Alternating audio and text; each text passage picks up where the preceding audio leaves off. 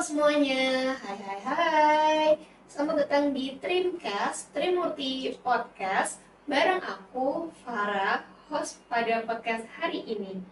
Nah, hari ini aku nggak sendirian loh teman-teman, aku ditemenin bareng tamu spesial. Halo Pak Syarif. Halo Farah, Gimana Kak kabarnya Pak? luar biasa. Alhamdulillah ya teman-teman. Oh iya Pak, sebelum kita ngobrol-ngobrol lebih lanjut tentang pembelajaran di Trimurti Senior High School ini, ada baiknya kita kenalan dulu nggak sih teman-teman sama tamu spesial kita pada hari ini. Pak Syarif boleh diperkenalkan? Baik, terima kasih. Perkenalkan, nama saya Syarif Andri Setiawan. Saya selaku kepala dari Trimurti Senior High School Surabaya.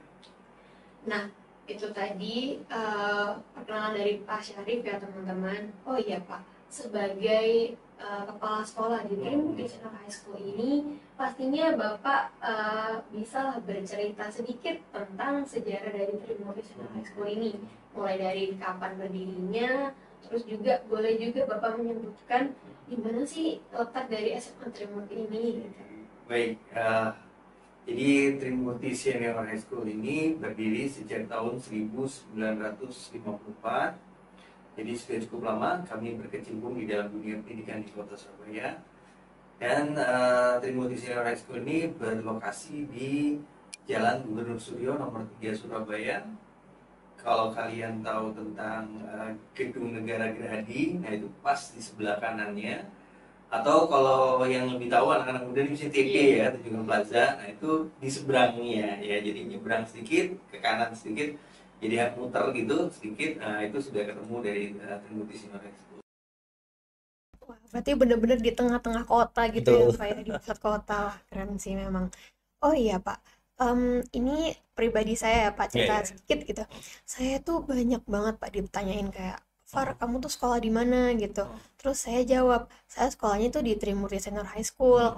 Terus mereka tuh pada bilang, wah itu SMA favorit, sekolah favorit di Surabaya. Nah ini saya mau konfirmasi aja Pak, memang apa sih Pak hal yang membuat Trimurti ini tuh menjadi salah satu sekolah favorit di Surabaya? Ya, jadi apa yang menyebabkan masyarakat mempersepsikan Trimurti Senior High School ini menjadi sekolah favorit adalah pertama memang karena kami sudah berdiri cukup lama, dan yang kedua setelah dalam perjalanan pendidikan cukup lama ini kebetulan dari alumni-alumni kami ya, jadi dari orang-orang yang sudah lulus dari Trimurti ini kebetulan juga berhasil menempati posisi-posisi yang ternama dan luar biasa ya. Jadi salah satunya kita ada Ayu, Putri Oh Indonesia ya Kak tahun Ayu. 2020. Kemudian juga kita juga punya ada Pak Pras, ini di root dari Pelindo ya untuk seluruh Indonesia.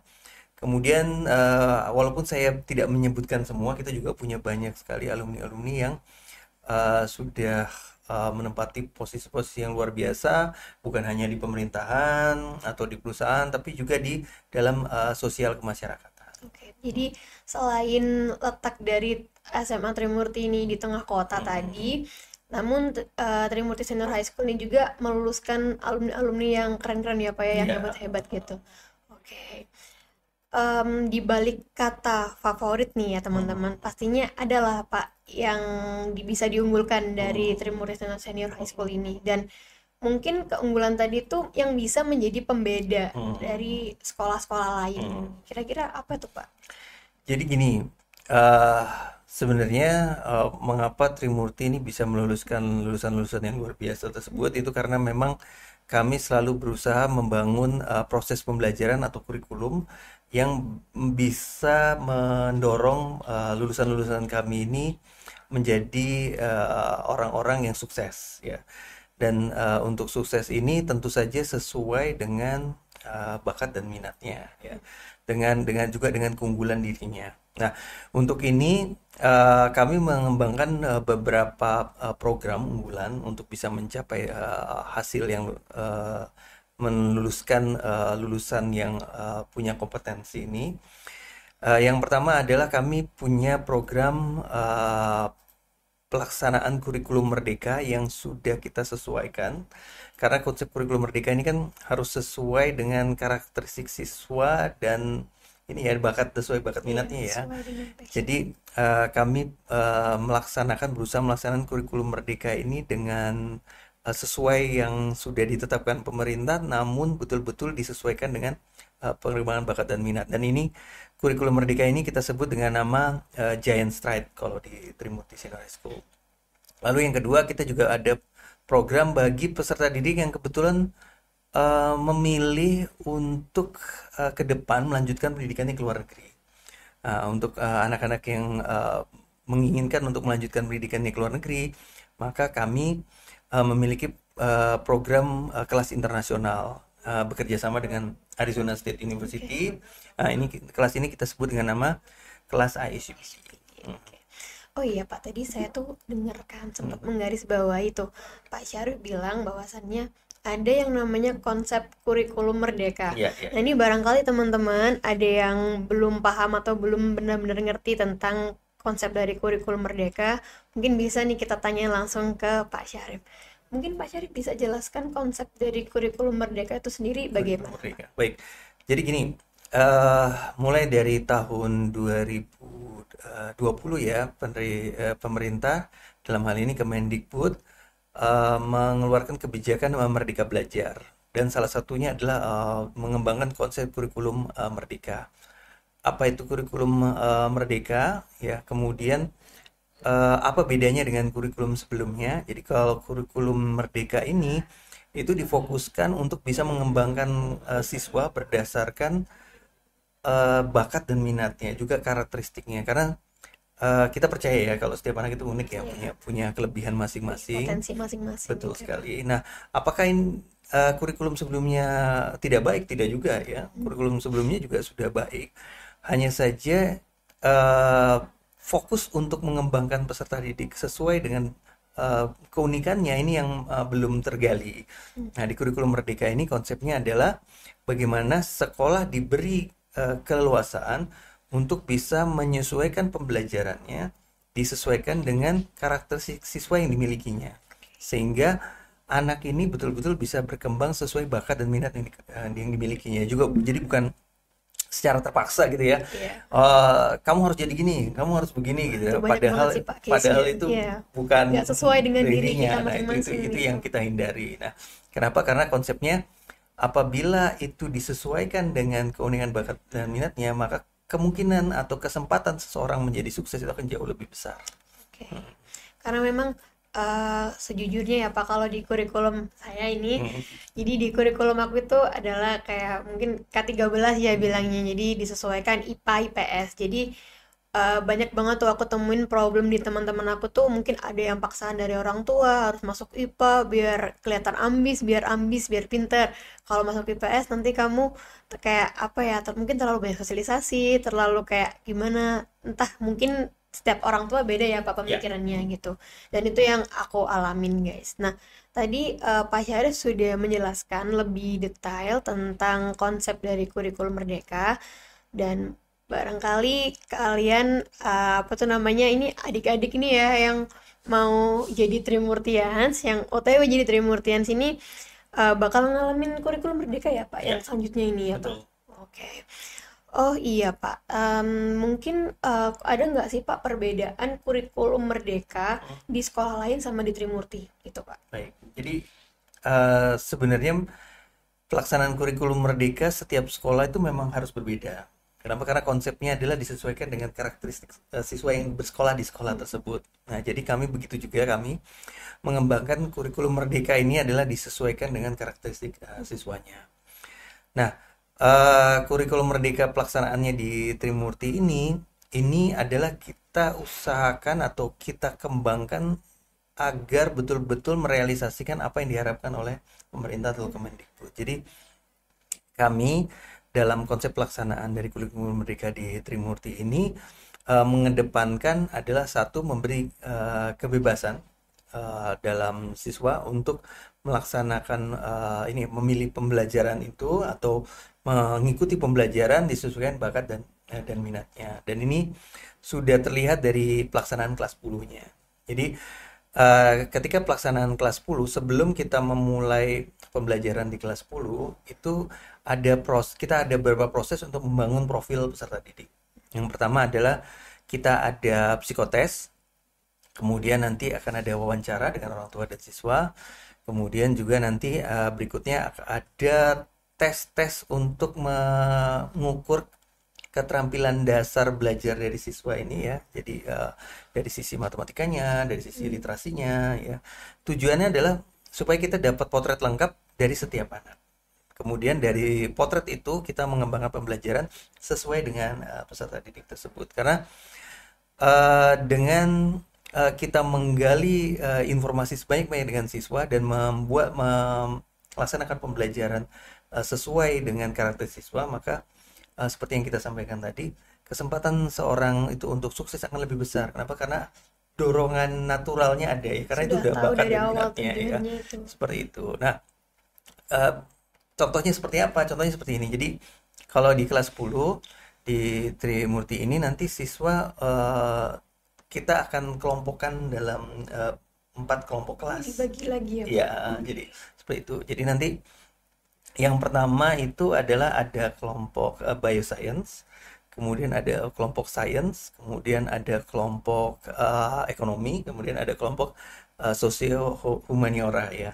Nah, dari situ, tapi ini pembelajarannya belum beda sekali belum Oh, ya. masih sama. Masih sama, cuman mereka nanti kedalaman belajarnya akan disesuaikan. Nah, dari sini mereka akan belajar untuk mengetahui kira-kira dengan berdasarkan pengelompokan sesuai bakat dan minat ini, apakah bakat minatnya mereka itu tergali ya, seperti itu untuk persiapan mereka nanti di kelas berikutnya.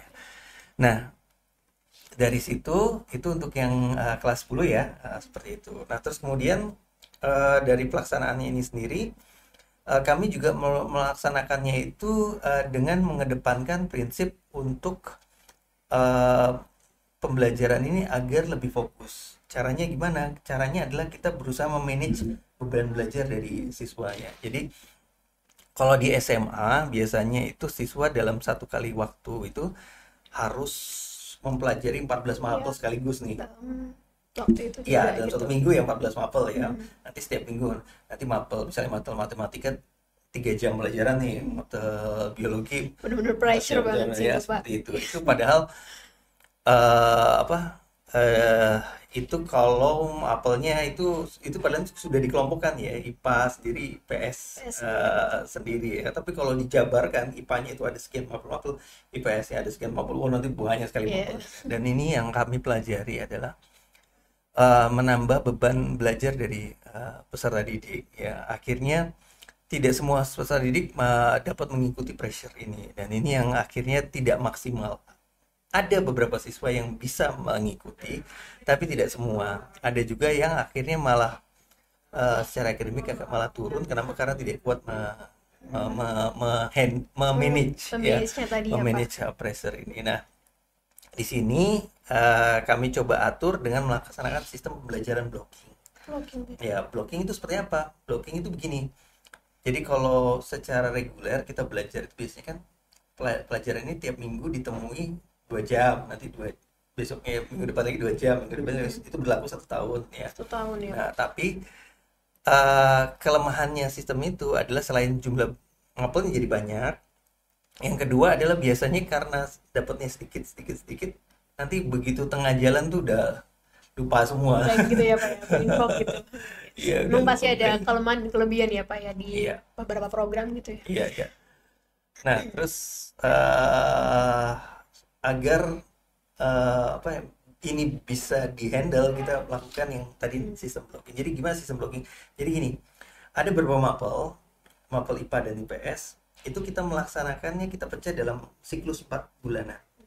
Jadi 4 bulan pertama itu kita misal gini, 4 bulan pertama nanti mereka hanya belajar biologi saja. Lalu nanti 4 bulan berikutnya fisika saja. Lalu 4 bulan berikutnya kimia saja. Sehingga pembelajaran itu jadi utuh. Karena langsung difokuskan dalam satu waktu yang sama, dan beban belajarnya jadi lebih termanage. Kenapa? Karena mereka dalam satu kali waktu hanya perlu menyelesaikan 10 mata pelajaran. Itu yang kita fokuskan. Dan ini diperbolehkan dalam kurikulum Merdeka, karena kurikulum Merdeka itu tidak mengatur jam pelajaran itu per minggu, tapi dalam 1 tahun. Untuk mengelolanya ini diselesaikan 4 bulan, 6 bulan, itu diserahkan ke sekolah dengan mengacu pada karakteristik peserta didiknya. Gitu berarti. Jadi lebih mementingkan dari passion atau minat bakatnya sih sesuai itu tadi betul, ya. betul. Karena kan ini banyak banget toh Pak case yang dimana anak-anak IPA IPS angkatan aku ini ya teman-teman, itu tuh banyak yang mungkin belum tahu tujuan nih mau kuliah di mana, mau kemana nanti ke depannya yang ikut aja gitu. Nah, kalau di kurikulum Merdeka tadi seperti yang Bapak sebutkan tadi, kita dari awal udah disuruh untuk kayak kamu tujuannya mau kemana nih, fokusnya kemana, nanti akan kita handle, kita manage di situ apa yang kamu pelajarin, jadi kamu nggak kecampur-campur gitu kan Pak. Karena kan emang contohnya kayak mau masuk ke dokteran, kita kan di situ kalau anak IPA kan nggak mungkin ya teman-teman kayak fisika tuh dipakai banget di sana gitu, lebih ke biologi atau enggak chemistry kayak kimia gitu kan. Nah, kalau di kurikulum Merdeka itu masuknya ke bioscience ya Pak ya? Ya, untuk pengelompokan awal. Pengelompokan awalnya. Oke. Nah, itu tadi udah dijelasin ya teman-teman tentang kurikulum Merdeka yang ada di Trimurti itu apa sih bedanya sama SMA-SMA lain gitu. Nah, tapi itu belum selesai loh, ya. Masih ada lagi. Waduh, apa tuh Pak? Jadi gini, itu baru kelas 10-nya. Kelas 10-nya. Nah, nanti pengelompokan ini tujuannya sebenarnya supaya mereka bisa yang kita sampaikan tadi, merasakan ya kira-kira mapel yang tadi yang sesuai bakat minat ini sesuai dengan passion mereka apa tidak. Nah, nanti real pelaksanaannya, real mereka mengeksplor sesuai bakat minatnya nanti di fase F. Oh, ada fasenya tersendiri berarti ya Pak. Nah, apa itu fase F? Kalau di kurikulum Merdeka, fase E itu kelas 10, fase F itu kelas 11 sama kelas 12 ya. Nah, kalau di fase E itu persiapan, maka di kelas 11 inilah mereka nanti akan memilih. Jadi, kalau dulu kita tahu ada jurusan IPA dan IPS. Dari kelas 10. Iya, betul. Nah, kalau di fase F ini kita nggak pakai jurusan lagi. Waduh, gimana tuh Pak? Jadi mereka nanti akan memilih mapel sesuai dengan profesi yang akan diambil ya ketika mereka selesai dari SMA dan melanjutkan ke kuliah. Jadi begini, kalau kita ngambil IPA itu berarti kan ya harus belajar semua, harus fisika, gitu. Ya, fisika, kimia, biologi itu sama matematika lanjut itu harus dipelajari semua dengan mendalam. Kemudian kalau kita ngambil IPS berarti ya sosiologi, ekonomi, geografi ya itu harus dan sejarah lanjut istilahnya itu harus dipelajari dengan mendalam. Fokusnya ke situ-situ doang ya Pak. Ya. Nah, bagaimana kalau seperti yang tadi Farah bilang, bagaimana kalau saya mau kedokteran, kan saya butuh biologi nih, butuh kimia nih, tapi kan fisikanya nggak butuh dalam-dalam kan gitu ya. Atau kebalik, misalnya saya ingin jadi fisika gitu kan, lebih ke fisika ya misalnya, atau jadi engineer gitu ya, saya butuh fisikanya nih tapi biologinya kan nggak perlu sampai dalam dan lain-lain ya seperti itu. Dan itu kalau yang IPA. Kalau yang IPS, saya mau ke hukum nih ya, saya butuh belajar tentang kemasyarakatan dan yang lain, tapi saya tidak perlu terlalu dalam untuk belajar tentang ilmu buminya, ya kan? Ya sih, hukum ke ilmu buminya tuh gak nyambung banget sebenarnya, tapi karena emang tuntutan jadi kita harus belajar semua gitu tadi ya Pak. Di kurikulum Merdeka itu kita diberi kesempatan untuk memilih mapel bebas, secara bebas ini 4 atau 5 mapel untuk menunjang nanti kita ke perguruan tinggi dan menuju profesi yang kita harapkan tadi. Jadi kuncinya itu di profesinya dulu, apa tujuannya kita, itu kuncinya di situ. Ya, nah, jadi ketika masuk di fase F bisa saja seperti ini. Saya mau ke dokter nih, berarti saya akan memilih mapel biologi, kimia. Nah, kebetulan dokter ini kan banyak terlibat dengan masyarakat nih, berarti saya mau ngambil sosiologi untuk mendukungnya. Kemudian selain tentang kemasyarakatnya, dan juga saya pengen pelajari bisnisnya nih. Kalau gitu kita ambil ekonomi. Jadi kita bisa mengambil biologi, kimia, sosiologi, dan bisnis ekonominya ekonominya seperti itu. Itu misalnya kalau untuk yang mau ke kedokteran tapi mengambil orientasi kemasyarakatan dan bisnis. Ya. Tapi bagaimana kalau yang pengen, Pak, saya bukan mau ke bisnis sih, Pak. Saya pengen jadi peneliti nih dokterannya. Nah, saya ingin mempelajari bagi kestatistikannya ini, karena nanti ketika saya dapat pengetahuan ini, penelitian ini ya, saya harus banyak menganalisis data nih. Berarti ambil biologi, kimia, misal ya seperti itu, sosiologi sama matematika lanjut yang saintifik, jangan ngambil yang ekonominya. Nah, ini betul-betul bisa diutak-atik, disesuaikan dengan nanti orientasinya. Cita-citanya mau Ya, jadi apa betul, gitu seperti ya itu. Jadi Pak. diberi kebebasan penuh, ya seperti itu. Nah, di Trimurti kami berusaha agar kebebasan ini benar-betul bebas. Jadi kami tidak akan memaksakan anak itu mengambil mapel seperti di IPA IPS itu ya, yang kebetulan bukan orientasinya sesuai cita-citanya. Dan kami juga akan memandu berdasarkan dari profil yang tadi kita dapatkan, sama berasal dari progres belajarnya dia ketika kelas. Prinsipnya tetap tidak memaksa siswa atau anak itu mengambil mapel yang bukan untuk mendukung orientasinya. Sepenuhnya diberi kebebasan untuk memilih. Jadi Itu kita sekolah cuman kasih saran gitu ya ya, Pak, gambaran-gambaran gitu. betul sekali. Jadi itu bentuk pelaksanaan kurikulum merdekanya kita. Betul-betul disesuaikan dengan baik dari sisi pembelajarannya, baik dari sisi pemilihan mapelnya, disesuaikan dengan bakat dan minat dari peserta. Tadi waktu Bapak menyebutkan nih ya tentang keunggulan yang ada di sekolah, itu saya sempat tahu tuh ada kelas internasional UPD. Itu bagaimana Pak sistem pembelajarannya? Apakah berbeda nih dengan sistem atau anak-anak yang kelas lain gitu? Terus konsepnya itu gimana? Oke, jadi selain dari kelas nasional yang menggunakan kurikulum merdeka yang kita coba laksanakan secara konsekuen, betul-betul merdeka, kita juga ada kelas internasional yang seperti saya sampaikan tadi adalah untuk memberi wadah bagi siswa-siswa kita yang ingin melanjutkan pendidikannya ke luar negeri. Jadi di kelas internasional ini nanti kita akan ada dua macam ini ya, dua macam program subprogram yang akan kita berikan ke siswa. Yang pertama adalah kurikulum internasional. Nah, untuk kurikulum internasional ini kami berusaha memberi alternatif pilihan ya, yang sedikit berbeda dengan mungkin kalau mengambil kelas internasional di tempat lain ya, seperti itu. Nah, kalau di Surabaya mayoritas biasanya kurikulum internasional yang diambil oleh siswa yang masuk ke kelas internasional itu biasanya menggunakan kurikulum Cambridge ya. Nah, kalau kami menggunakan kurikulum Common Core dari Amerika Serikat atau dari US ya. Nah, ini melalui kerjasama dengan Arizona State University.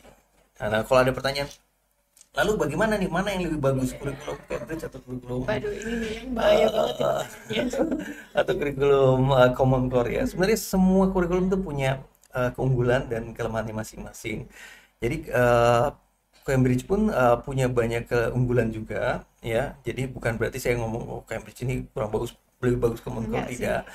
Hanya saja kami berusaha memberi alternatif pilihan saja, karena kurikulum internasional itu ada banyak macamnya. Nah, kalau di kurikulum Common Core US yang dengan kerjasama dengan Arizona State University ini, kebetulan memang selain kurikulumnya juga konten ini juga sudah di manage oleh dari Arizona State University. Nah, itu kontennya itu memang sudah dikembangkan oleh mereka dengan luar biasa ya. Jadi betul-betul mengedepankan pembelajaran berbasis digital dengan konten yang interaktif. Kemudian juga strategi belajar sama metode belajar sama proses pembelajaran yang diberikan itu adalah bentuknya individualized learning. Dan ini bentuk strategi belajar yang unik yang bisa membuat siswa belajar sesuai kecepatan belajarnya masing-masing. Nah, ini konten belajar yang kita dapatkan dari Common Core bekerjasama dengan Arizona State University. Nah, untuk subprogram yang kedua, selain kita memberi kurikulumnya, kita juga memberi persiapan atau pendampingan untuk melanjutkan pendidikan ke luar negeri tadi yang seperti saya sebutkan tadi. Jadi eh setelah mereka mendapatkan kurikulumnya, lalu bagaimana saya mendaftar ke perguruan tinggi luar negeri gitu ya. Nah, kalau sekedar mendaftar ke perguruan tinggi ke luar negeri itu sebenarnya asal punya uang saja itu bisa ya. Saya punya uang 1 miliar nih ya. Ya, saya mau kuliah di mana aja nih, itu bisa ya. Nah, tapi bukan itu orientasi kita, bukan. Kami orientasinya adalah satu, betul-betul memilih kan pendidikan lanjut untuk si anak ini ke luar negeri itu sesuai tadi, sesuai dengan prinsip Merdeka Belajar tadi. Jadi kita akan bantu menseleksi universitasnya. Jadi misalnya saya yang jadi arsitek nih, kira-kira universitas mana yang bisa memfasilitasi saya untuk jadi arsitek di luar negeri nih, yang mana? Nah itu kita akan beri pengarahan dan pendampingan. Jadi pertama ditanya dulu ya, ini mau kuliah di Eropa atau mau kuliah di Asia Pasifik misalnya. Oh saya mau di Asia Pasifik aja nih. Oke, kalau di Asia Pasifik maka universitas yang bisa mendukung cita-citamu menjadi arsitek adalah misalnya di Universitas Tokyo di Jepang ya, atau mungkin di Taiwan ya, seperti itu. Kita akan bantu untuk melakukan seleksi.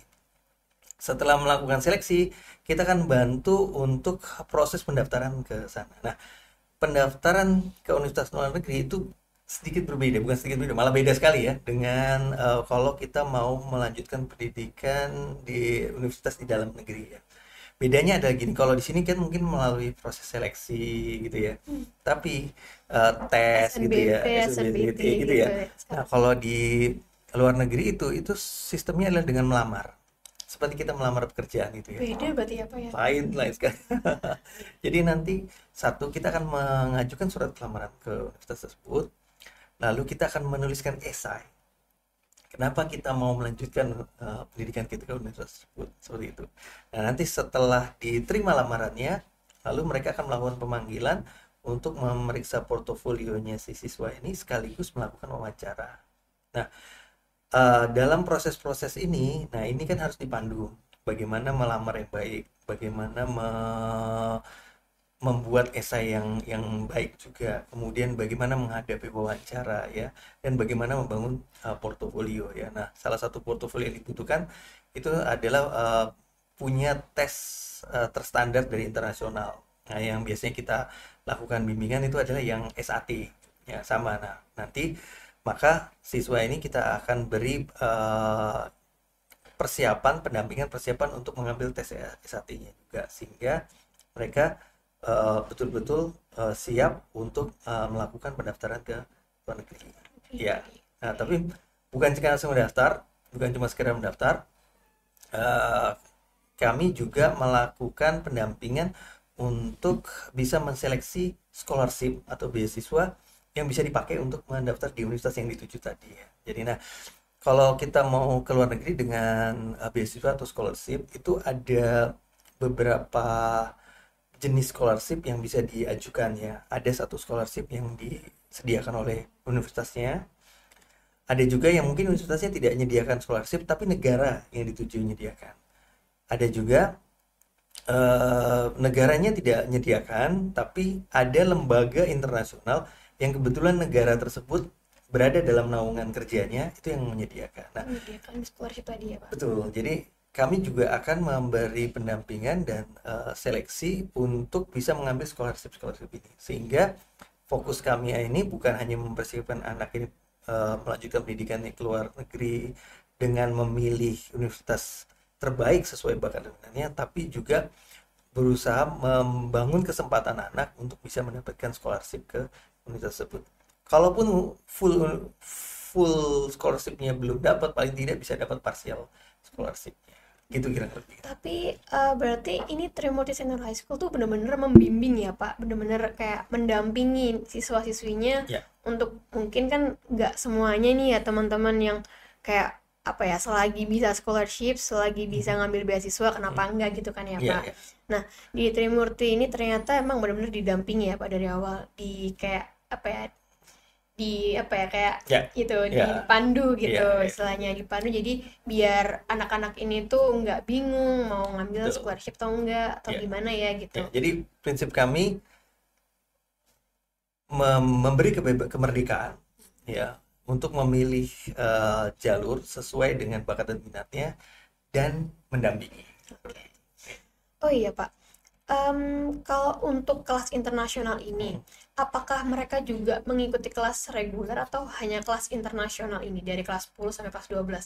Terus pada saat mereka lulus, kalau saya ini apa pribadi anak-anak reguler, Hmm. itu kan kalau lulus dapatnya ijazah Hmm. nasional aja. Hmm. Nah, kalau anak-anak kelas internasional ini tuh apa Pak rewardnya? Oke, jadi kalau untuk kelas internasional ini nanti eh, mereka untuk pembelajaran yang sudah ada course-nya di dalam internasional itu akan langsung diambilkan dari situ. Hanya saja memang karena kita ini program dual certificate ya, sehingga nanti ada beberapa mata pelajaran nasional yang belum didapatkan di dalam kurikulum luar itu tetap nanti kita ajarkan. Tapi kalau untuk konten utamanya itu langsung menggunakan yang berdasarkan kurikulum luar ini. Apa saja mapel yang mungkin belum didapatkan di course dari Common Core-nya yaitu bahasa Indonesia pasti PKN sama agama. Nah, ini nanti tetap akan kita berikan pembelajaran walaupun untuk kedalamannya kita sesuaikan ya. Kenapa? Karena mereka konsentrasi penuhnya adalah untuk bisa menyelesaikan kurikulum Common Core-nya seperti itu. Nah, nanti ketika mereka lulus, mereka akan mendapatkan dual sertifikat, yaitu pertama adalah Certificate of Completion dari Arizona State University, Prep Digital, dan yang kedua adalah tentu ijazahnya SMA Trimurti ya, nah, seperti itu. Dan uh, juga portofolio-portofolio lain dari hasil dari kita melakukan pendampingan untuk membantu mereka untuk melanjutkan pendidikannya di universitas ya atau pendidikan perguruan tinggi setelah SMA ya, baik itu luar negeri atau dalam negeri. Berarti sistemnya sama, sebenarnya tuh kayak double degree gitu ya Pak Iya, ya? iya, iya. Oh iya Pak, apakah seluruh atau siswa-siswi dari lulusan kelas internasional ini Hmm. tuh selalunya mendaftar atau melanjutkan studi ke luar negeri atau ada yang mau PTN aja atau di Indonesia gitu Pak? Oh gitu. Ya, sebenarnya konsepnya dari program kelas internasional ini itu adalah mendorong anak-anak untuk melanjutkan ke perguruan tinggi di luar negeri. Hanya saja kami paham sesuai dengan konsep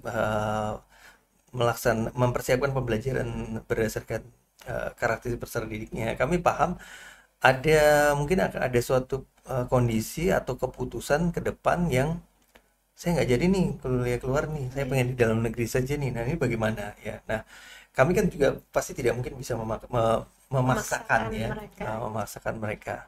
Nah, untuk ini sebenarnya keuntungannya adalah dari kelas internasional ini adalah preparation yang sudah kita siapkan untuk mendaftar ke perguruan tinggi luar seperti melamar, esai dan lain-lain. Ini sebenarnya bisa dipergunakan untuk mendaftar di dalam negeri. Kok bisa? Ya, kok bisa? Iya iya, bentar-bentar. Saya tuh agak bingung soalnya kan anak-anak kelas internasional tuh dari awal itu udah dibentuk nih Pak Iya, ya iya, iya. buat belajar di luar negeri nih. Tapi tiba-tiba dari mereka tuh ada yang enakan di PTN aja, Eh, memilih untuk di PTN di eh, Indonesia gitu. Apakah bisa ya menyesuaikan gitu Pak? Itu Nah, pertanyaannya sih. ini yang mungkin tidak semua orang tahu ya. Jadi beberapa PTN ternama itu selain menerima siswa pendidikan itu dari jalur eh, SNBP, SNBT sama Mandiri, mereka juga ada jalur yang bisa melakukan modelnya seperti ke mendaftar ke perguruan tinggi luar. Jadi melalui lamaran dan yang lain-lain ya. Nah, walaupun tidak semua universitas negeri menyediakan fasilitas itu, tapi universitas negeri yang punya jalur ini itu justru universitas negeri yang ternama seperti Ya, UI, UGM gitu ya UGM Pak, ya, ITB gitu. ITB seperti itu. Nah, Jadi persiapan yang sudah kita siapkan untuk mendaftar ke luar negeri, apabila memang tidak jadi, ya, kita bisa gunakan untuk mendaftar di dalam eh, perguruan tinggi yang ada di dalam negeri. Dan sama konsepnya, jika kita punya portofolio, maka kita juga bisa mengusahakan untuk mendapatkan beasiswa di jalur tersebut.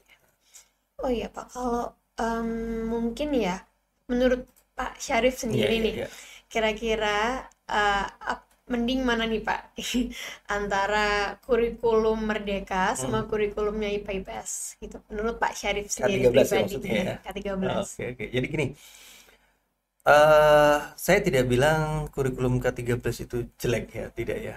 Sebenarnya kurikulum Merdeka ini adalah mengembangkan pengembangan dari kurikulum K13. Hanya bedanya gini, kalau di kurikulum 13 itu fokusnya belum ke mengembangkan pembelajaran sesuai karakteristik peserta didik. Jadi masih ini pembelajaran silakan dilakukan, diselesaikan dengan baik. Kalau kamu bisa menyelesaikan, maka kamu siap untuk melanjutkan pendidikan di jenjang yang lebih lanjut. Nah, permasalahannya setiap siswa itu kan punya keterampilan akademik berbeda-beda. Untuk anak yang punya keterampilan akademik yang luar biasa, yang bagus, tidak ada masalah. Dikasih pembelajaran Fine model aja apapun mereka. ya, dikasih pembelajaran model apapun, mereka akan bisa menyelesaikan. Ya. Nah, tapi bagaimana dengan anak-anak yang keterampilan akademiknya tidak begitu bagus? Jika diberi beban banyak, apakah mereka bisa mengikuti? Iya. Pertama. Malah khawatirnya mereka nggak bisa Malah drop. menyelesaikan itu, malah drop Iya, down malah gitu drop, ya. malah merasa Aku beda ya dari yang lain iya, gitu, aku nggak bisa ternyata kayak mereka gitu. betul ya itu ya. Aku ternyata nggak bisa apa-apa nih. Aku nggak punya kemampuan nih. Rasa insecure gitu ya. Iya, itu yang perlu dihindari. Padahal sebenarnya mereka punya keunikan dan keunggulan, Itu hanya yang belum bisa jadi tergali. salah satu mungkin kelemahan dari Iya, kurikulum K13 itu ya Pak ya ya. gitu. Nah, di kurikulum Merdeka ini bagi anak-anak yang punya keunikan di bidang lain, nah kita coba cari, kita diberi kesempatan, sekolah diberi kesempatan kurikulum Merdeka untuk bisa menggali dan memunculkan itu, sehingga setiap siswa akan bangga dengan dirinya. Oke, mungkin di bidang ini saya kurang menguasai, tapi di bidang lain saya bisa. Unggul, saya bisa gitu. Betul. Oke. Tadi, nah ini teman-teman, tadi Pak Syarif udah jelasin tentang kelas internasional, yaitu salah satu keunggulan dari Trimurti Senior High School ya Pak ya. Ada program double degree juga tadi. Terus juga ada apa lagi tadi ya? Oh iya, kelebihan dan kekurangan dari kurikulumnya ya Pak Ya, masing-masing ya. gitu. Terus apa tuh namanya? Boleh nggak sih? Ini pertanyaan terakhir ya Pak ya. Iya. Selain proses pembelajaran yang ada di Trimurti Senior High School ini, ada fasilitas apa lagi sih Pak yang bisa diunggulkan gitu, yang menjadi spesial banget di Trimurti ini? Oke, jadi dalam merancang pembelajaran untuk memaksimalkan dua program unggulan kami tadi, memang kami menyediakan beberapa, membangun dan menyediakan beberapa fasilitas yang harapannya adalah bisa memaksimalkan. Jadi yang pertama, dalam proses berapa tahun pengembangan pembelajaran ini kami mencoba mengintegrasikan teknologi virtual reality dengan pembelajaran. Jadi kami juga ya mungkin baru pertama lah di Surabaya nih ya. Yang pertama, makin bangga aja nih aku di Trimurtian sini. Kita punya laboratorium virtual reality untuk mencoba melaksanakan pembelajaran dan mencoba apa istilahnya, mengalami proses belajar itu secara simulasi dengan menggunakan bantuan peralatan virtual VR itu. tadi ya Pak ya. Ya. Kemudian yang lain, kami juga punya beberapa laboratorium, ya, laboratorium IPA, dan yang terbaru juga ada laboratorium podcast yang digunakan untuk mengembangkan sosial ya. Jadi bukan hanya IPA saja ya, yang IPS juga kita coba berikan, kita bangunkan beberapa laboratorium yang bisa Wadah dipakai. untuk mereka. Ya, betul sekali. Seperti itu. Kemudian tentu saja kami juga ada program-program ekskul ya bagi anak-anak yang ingin mengembangkan bakat minat tapi yang non akademik nih, itu bisa memilih beberapa ekskul yang kami punya. Kita juga punya beberapa ekskul unggulan ya. Ada basket, ada modern dance, kemudian ada band, ada jujitsu ya, bela diri tuh, Suka bela bela diri diri ya. tuh ya anak-anak ini. Kemudian ada juga yang kir dan yang lain-lain, itu juga bisa dimanfaatkan untuk mengembangkan eh, bakat dan minatnya tapi yang non akademik gitu. Tapi ini saya setuju banget sih Pak, karena kan kalau di Trimurti Senior High School ini kan selain pakai lab untuk praktik, namun mereka juga pakai VR Pak. Nah, di sini kan ini teman-teman kan para generasi milenial, para Gen Z ini pasti nggak asing sama yang namanya virtual reality kan, sama VR. Nah, biasanya kan kalian kan main-main VR tuh cuman buat game online atau cuman buat ya main-main doang. Nah, tapi kalau di Trimurti Senior High School ini kalian bisa punya experience baru, yaitu belajar melalui VR tadi. Jadi Trimurti ini memang benar-benar mengikuti perkembangan zaman ya Pak. Nggak monoton, nggak kaku kayak, karena kan menurut saya tuh kalau kita belajar hanya memperhatikan guru dan mendengarkan itu, kita nggak bisa benar-benar mengerti dan paham gitu Ya, Pak. ya. Kita butuh yang namanya praktek dan mengalaminya secara langsung Betul. gitu. Jadi lewat VR ini diharapkan anak-anak tuh jadi lebih Ya. belajarnya lebih seru gitu ya Pak ya, Iya, iya, nggak kaku di Ya. lab gitu aja gitu ya Pak ya. Ya, jadi seperti yang Farah sampaikan tadi ya, jadi pembelajaran itu sebenarnya proses mengalami, bukan sekedar proses menghafal ya. Menghafal mungkin perlu untuk beberapa hal yang bersifat mendasar, itu perlu dihafalkan. Tapi proses membangun pemahaman keseluruhan itu harus dilakukan dengan mengalami. Nah, untuk mengalami ini, maka ada banyak proses pembelajaran yang harus dilakukan oleh siswa. Salah satunya bisa menggunakan bantuan teknologi VR ini, ataupun bisa dilakukan melalui praktek langsung fisik ya, di laboratorium, atau mungkin bisa pembelajaran di luar kelas yang kita lakukan ya. Bisa juga dengan menggunakan pembelajaran berbasis proyek ya, karena di kurikulum mereka ini ada proyek Iya. penguatan Saya profil lihat belajar mereka Pancasila. tuh proyeknya banyak banget kayak, waduh kasihan nih adik-adik aku nih. Jadi itu bagian dari bagaimana membangun pemahaman pembelajaran melalui pengalaman, bukan cuma sekedar menghafal teori gitu. Karena memang saya waktu itu kan itu ada sebuah workshop tuh Pak, undangan dari universitas. Waktu itu saya coba hadir di Universitas Kedokteran karena emang minat saya dan bakat saya di kedokteran. Ada dosen dari kedokteran, Fakultas Kedokteran tuh bilang, kalau kamu cuman melihat dan mendengar, kamu bakal lupa Iya, iya. gitu. Dan kamu cuman ngerti, kamu belum tentu paham. Nah, tapi jika kamu melakukan dan mengulangi itu, maka kamu akan benar-benar paham. Betul Kamu sekali. benar-benar mengerti gitu. Itu juga dikatain, aku tuh sempat baca-baca itu quotes dari Confucius, filsuf dari Tiongkok tuh Pak. Kan saya suka baca, jadi lihat quotes-nya, wah keren sih gitu. Nah, oh ya teman-teman, karena durasinya udah mau habis nih ya. Semoga penjelasan dari Pak Syarif tadi bermanfaat ya Pak bagi kita semua ya. Mudah-mudahan ya. Tuh. Udah jelas banget, udah detail banget yang dijelasin Pak Syarif tentang pembelajaran yang ada di Trimurti Senior High School. Nah, langsung aja nih buat kalian para calon-calon Trimurtians yang OTW masuk ke Trimurti Senior High School, bisa nih kalian mampir-mampir. Terus juga bisa juga kunjungin Instagram Trimurti Senior High School ya Pak ya, bisa ya. Di SMA Trimurti Official.